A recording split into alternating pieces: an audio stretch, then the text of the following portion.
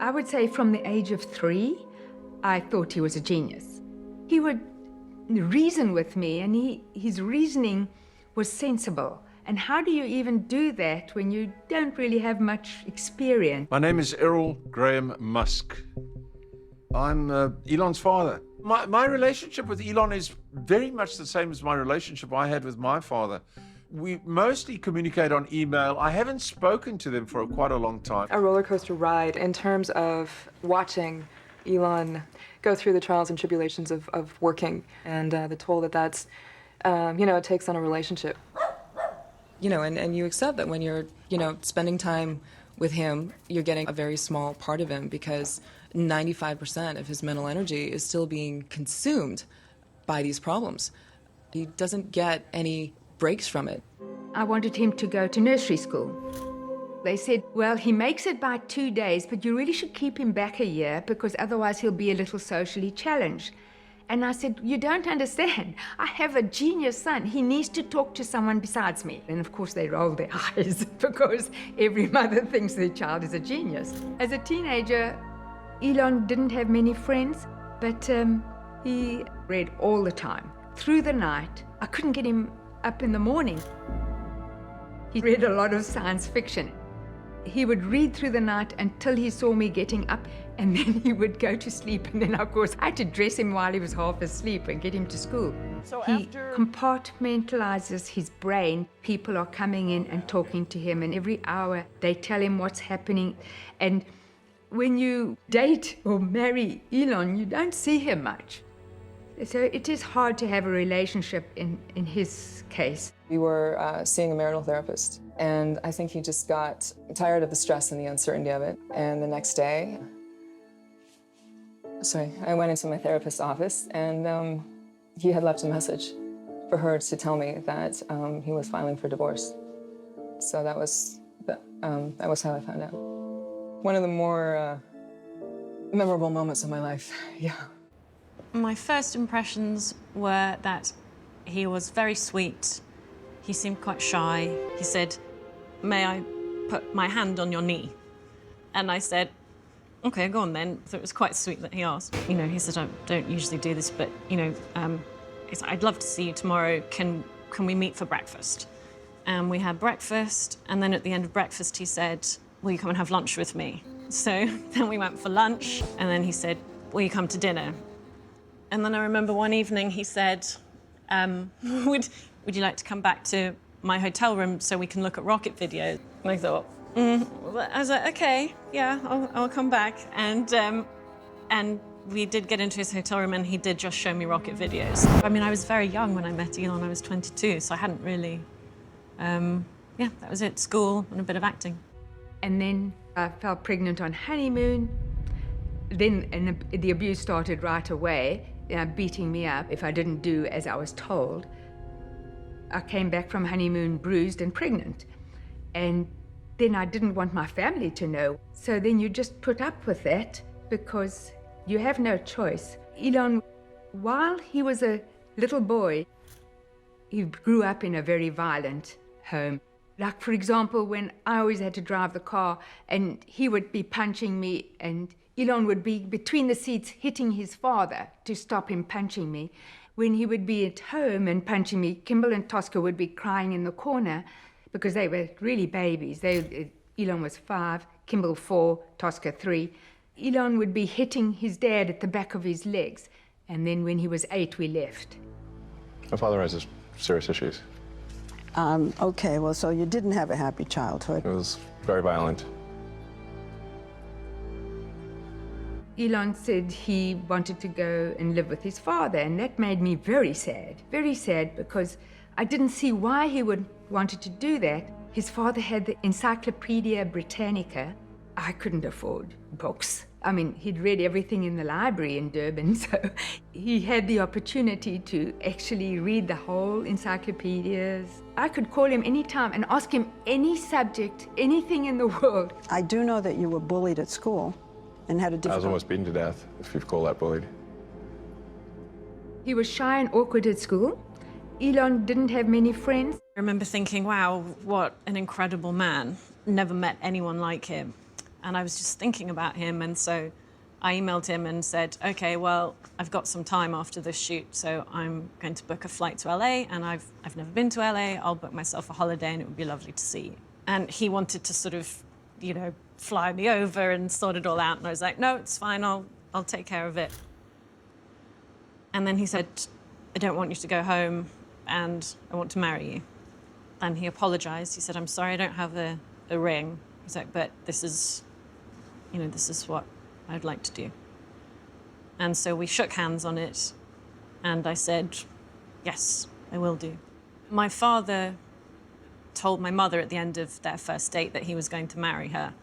And so I think I was primed to think that after 10 days, you know, I thought, yep, that's how it happens, that's what love is, and... Do that thing, Dad.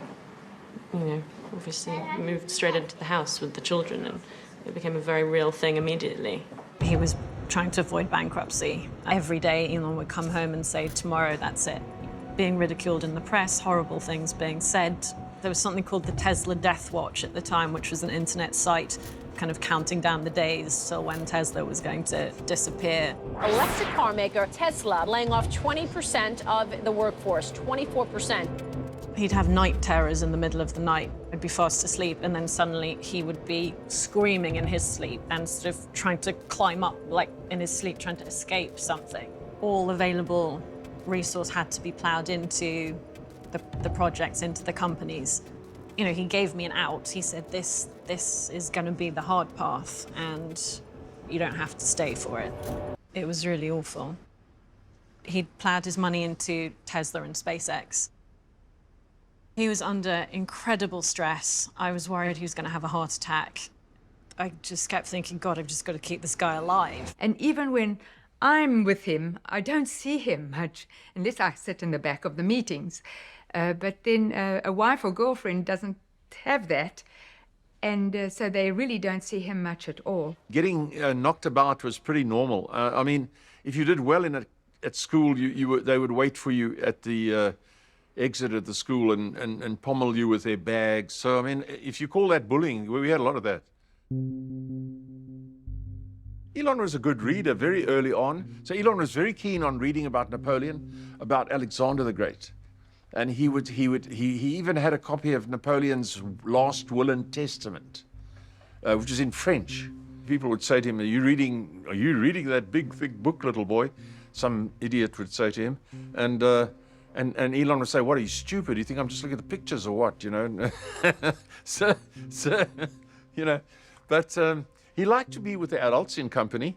So if the other kids were running around playing, he would like to sit with the adults. He was often told, why don't you go and play with the children? And he'd say, no, I'd rather sit here with the adults. It was one of the bad Christmases. He'd forgotten to get me a Christmas present. We were in Boulder, Colorado, so there's loads and loads of snow.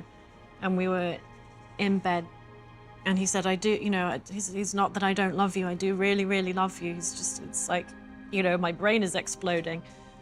And I was like, no, I know, it's fine. And he sort of got up in the middle of the night and disappeared.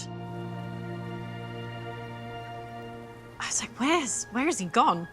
And he came back 2 hours later, and he'd gone outside in his t-shirt and shorts, barefoot, and he'd gone and like dug through the snow and picked flowers from, like, he'd walked all over Boulder and like came back with a little bouquet of picked flowers. And he was like, I just wanted to show you how much I loved you. I'm happy to say that SpaceX and Tesla are in the hands of my brilliant son. Well, genius son.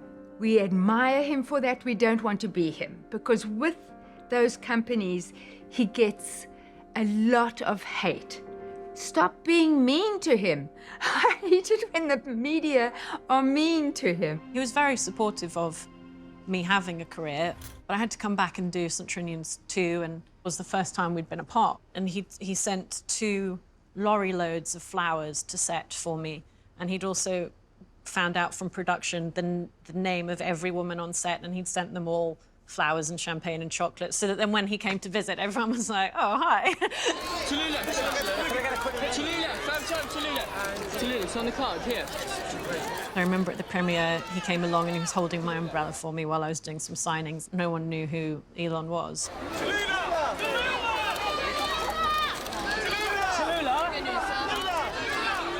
He was very sweet and lovely. And I mean, it was a crazy sort of upwards trajectory from nothing to everything. It felt like being on a rocket. You know, we were being invited places, and I remember we were at a party, and then actually at that dinner, I think I sat next to Bill Clinton, and Elon said, the great thing about being famous is that when you sit next to somebody you don't know at a dinner party, they think the bad conversation is their fault, because that is sort of what happens now. Everyone sort of listens to everything he says.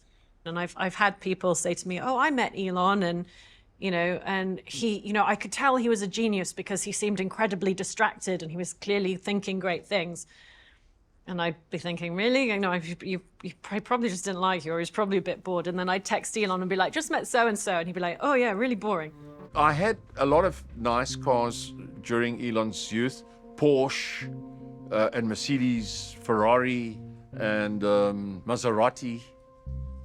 He was always interested in taking the doors apart and all that sort of stuff, because sometimes you had to fix something, and he would do it. He would open it up himself for me. I wouldn't say he was the best mechanic, Most amateur mechanics are a little bit ham-handed, but he would certainly try. He was definitely not a boring child. Not a boring child. I found LA really tough from the moment I landed there. It was an incredible culture shock, and. But I just wanted to come home. Yeah, and I kept trying to come home, but then also I do really love Elon as well, and so, it took quite a few years of us figuring that out. But I mean, I think he could kind of see the way the world was going in a way I just did not understand. And I love having that perspective, and I'm grateful for that. For every part of that. I hope he gets humanity to Mars, because I think that is his reason for being more than any other. Once we sort of get our mind on something, we tend to not stop. Not so much you can't sleep, but you wake up, you go to bed with it in your head, you wake up with it in your head. You focus on it entirely, continually, to the point that you might forget to eat, and not ever, you can't get the person to say, look, quit now, stop this. It's a kind of passion or something that possesses you to just keep on trying. He has a kind of innocence to him. What I mean by that is that he feels with incredible purity the emotion that he is feeling at the time, whatever that emotion is. He feels things very, very deeply. So, I've heard it said that he's cold and emotionless, and that could not be further from the truth. He is the most emotional person I know. One of the things I remember really early on is we'd gone to the cinema, and we were watching some comedy, and Elon found the film so funny that he literally fell on the floor and was like rolling around, holding his tummy, laughing.